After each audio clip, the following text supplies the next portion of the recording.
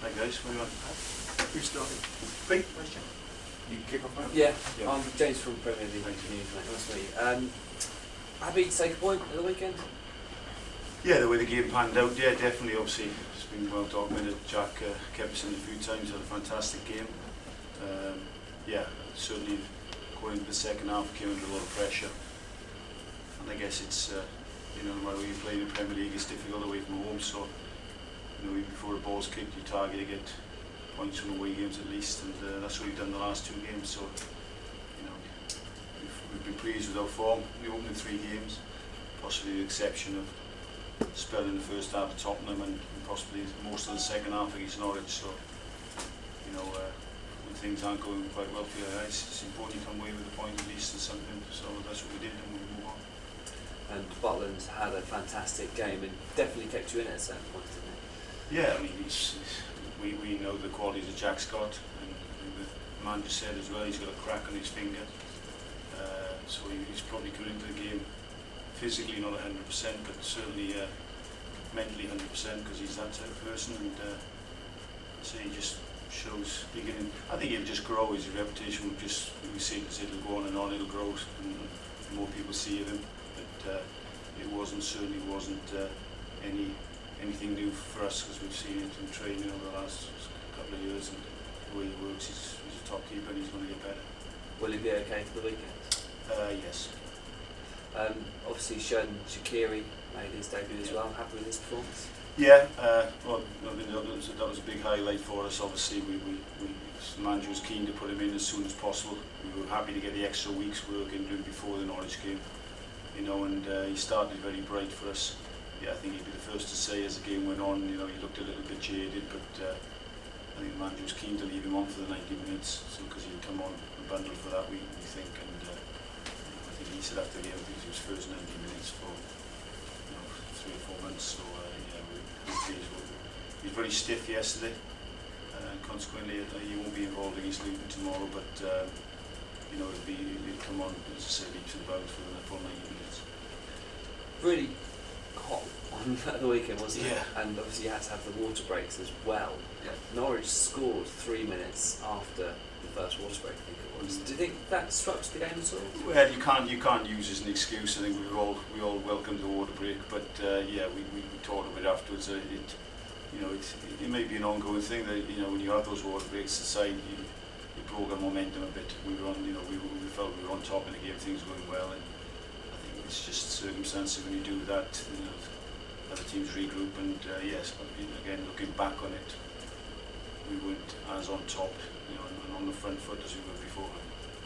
Still, without a win after 3 games, is that a concern yet, or is it just having to be at that point? No, obviously, like anything else, you'd have to have won a game, but you look at our performances, and the way we approach games, and 2 of those, but they've all been difficult games as they all are, but Liverpool at home, and then the 2 away games, as I said before balls kicked this season, we were certainly looked at the 2 away games and thought, well, you go there to win, but if you come away with a point, it's a good result. So, looking back again, I think anybody who saw the first league game against Liverpool felt we were the better side, unlucky not to get anything out of it. So, it's early days in the season. We'd love to have had a win, but we're not unduly concerned because we're playing some decent stuff.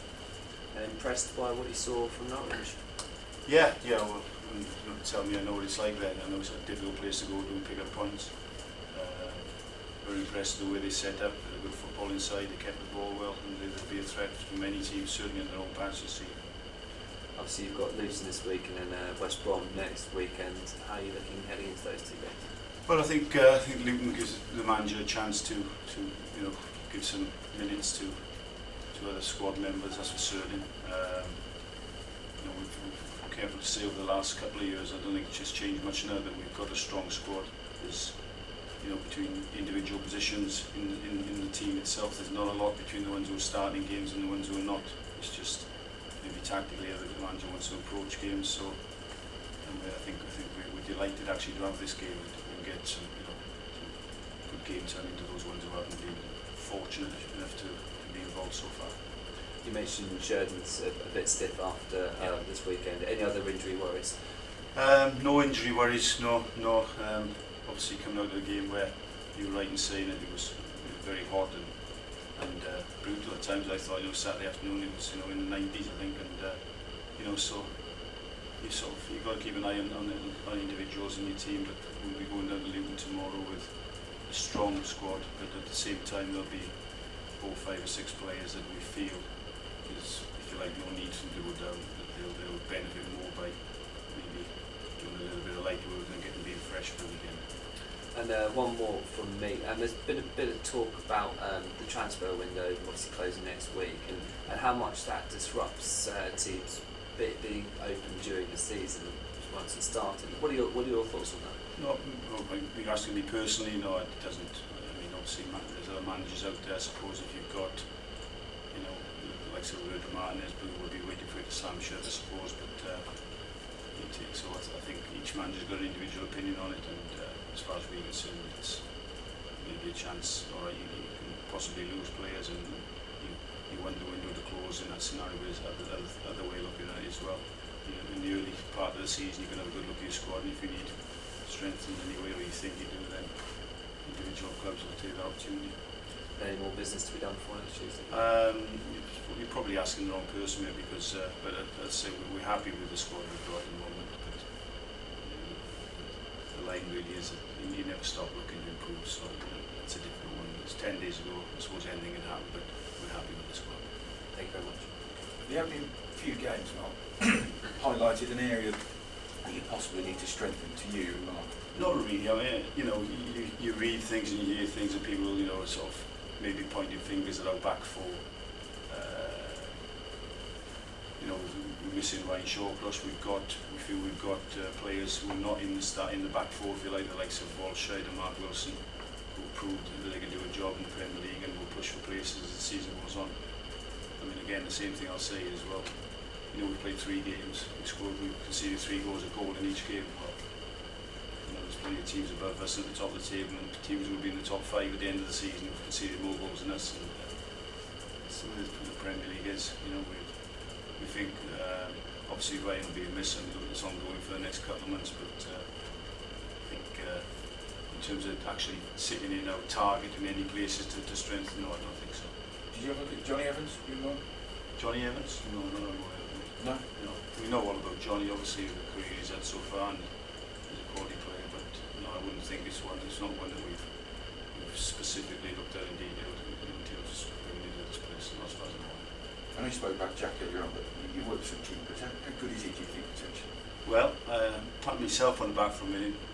Peter, as a player, I was a player and I played with the likes of Shelton, Clements, Pat Jennings, all at different levels, mind you, not so fast in the first team at times, but and we've worked obviously with the likes of Brad Friel and obviously Azar Begovic, and through the clubs we've been, Mark Schwarzer and Joe Hart as well, and so we've been very lucky, the coaching staff as well, and he's right up there with all of them. And the one thing that really stands out for me is, of course, he's got the ability and the stature, but I tell people as well that the intelligence he's got and the head he's got on his shoulders, if you like, is way beyond his years. He's a very, very astute young man who knows what he's all about, and that doesn't stop him obviously willing to learn and become better. But I think anybody in this room who's maybe sporting impartial, he's certainly way ahead of his years in terms of his mental capacity.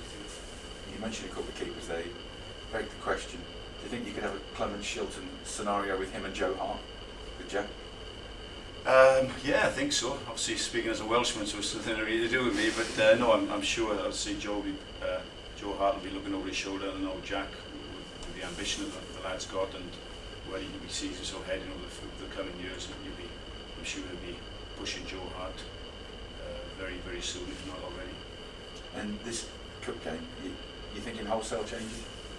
Well, I think in the past the managers always liked to go strong, but as I said, it doesn't.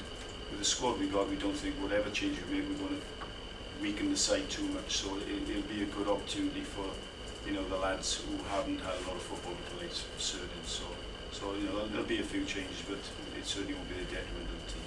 It'd be nice to get a bit of silverware, wouldn't it? Well, yeah, you do. You look at the start of the season. It's been said before that we like to give our team targets in terms of the league situation ongoing through, but we also like to give them targets in terms of, like, you know, to put pressure on the team and the players. So, you know, can we go and win something? It seems every other manager would do, I suppose. But yeah, I mean, this club's probably been, like a lot of clubs, it's been too long since they've had silver on the table. So it's something that we've got one eye on, and we've certainly given everything we can to try and push on and get some silver. Cheers. Okay, radio's in the Oh, room, please.